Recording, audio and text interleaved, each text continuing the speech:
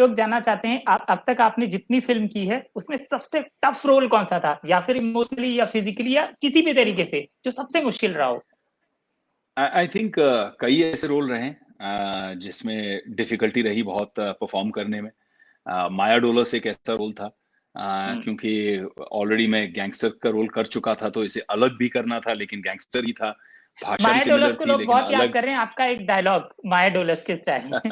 मतलब माया डोलस के अम, स्टाइल में आप लोगों को मुंबई रेड ज़ोन में हैं, आप थोड़ा-सा बताइए कि रेड ज़ोन में हैं, तो कैसे कंट्रोल करें? फिर वो कही किस्सा।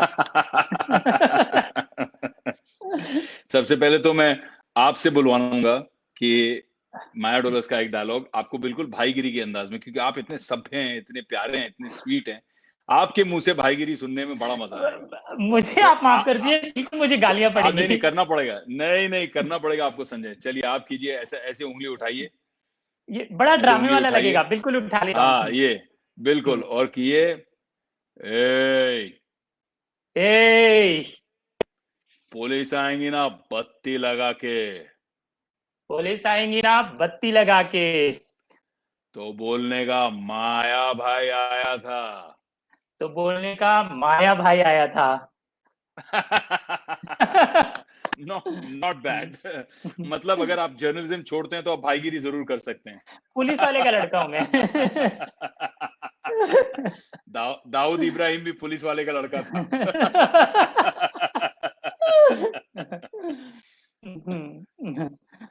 तो मैडोलस से शुरू कर रहे थे हम। हाँ, रेड ज़ोन के लिए हाँ। ऐसा बोल सकते हैं कि ए बिड़ू, बोला ना एक बार, जहाँ पे लाल है वहीं रहने का, बाहर निकलने का नहीं तो फटका देगा क्या? क्या बात है। तो हम टफ रोल की बात कर रहे थे, जहाँ से माया डोलस आया, कहानी आगे। टफ कैरेक्टर था क्योंकि उसके अंदर रिसर्च बहुत लगी, बहुत समझना था कि किस तरह से कैरेक्टर जिया है, किस तरह से क्या इन्फ्लुएंसेस रहे, बिकॉज़ एक रियल लाइफ भी था और उसके अंदर बहुत सारी चीज़ें ड्रामेटाइज़्ड भी थी। सिमिलरली जब मैंने क्रिस 3 के अंदर काल का रोल किया, तो एक इतना पावरफुल आदमी है, इतना पावरफुल कैरेक्टर है जो क्रिस से भी टक्कर ले लेता है, लेकिन कॉन्स्टेंटली एक व्हीलचेयर में है। नॉर्मली अगर आप किसी को देखते हैं जो खुद चल भी नहीं सकता, तो आपको उस पर दया आनी चाहिए। लेकिन कैरेक्टर को इस तरह से प्ले करना था कि दया नहीं, डर लगे। दया के बदले में आपको डर लगे कि ये एक और बहुत मुश्किल रोल था क्योंकि पूरी फ़िल्म में जब तक वो ठीक नहीं होता अंत में, क्लाइमैक्स तक, मैं सिर्फ़ एक उँगली और अपने चेहरे से पूरा परफ़ॉर्मेंस करना था। बॉडी लैंग्वेज कुछ नहीं था, आप चल नहीं सकते थे, बात नहीं कर सकते, कुछ भी नहीं। सब कुछ ऐसे एक कुर्सी के अंदर और वो कुर्सी के ऊपर मैंने कम से कम 1 महीने सिर्फ़ प्रैक्टिस की क्योंकि उसे खुद मूव करना होता था।